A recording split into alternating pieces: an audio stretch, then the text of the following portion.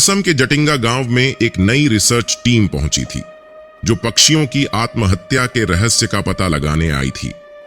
Team में शामिल थी आर्या, एक पक्षी विशेषज्ञ, और उसके सहयोगी करण। वे स्थानीय लोगों से सुनते कि हर साल बारिश के कुछ महीनों में यहां प्रवासी पक्षी रहस्यमयी ढंग से मारे जाते हैं। रात के समय जैसे ही भारी बारिश शुरू हुई, आर्या और करण ने पक्षियों की गतिविधियों पर नजर रखना शुरू किया। अचानक अजीब घटना होने लगी।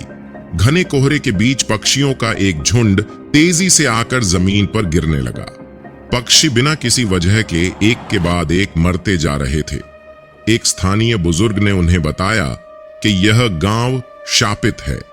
उसने फुसफुसाते हुए कहा, रात के तीसरे पहर में अंधेरा अपने साथ कुछ लाता है। आर्या और करण ने इसे अंधविश्वास मानकर अनसुना कर दिया। उसी रात आर्या एक गहरी बेचैन नींद में चली गई। उसे सपना आया कि जंगल में एक छाया उसे बुला रही है। अचानक उसकी नींद खुल गई। उसने देखा कि करण बिस्तर पर नहीं था। आर्या ने करण को ढूंढने के लिए बाहर कदम रखा तो अजीब सी ठंडी हवा के झोंके से उसका बदन सिहर गया। जंगल की ओर से एक अजीब सी सरसराती आवाज आ रही थी।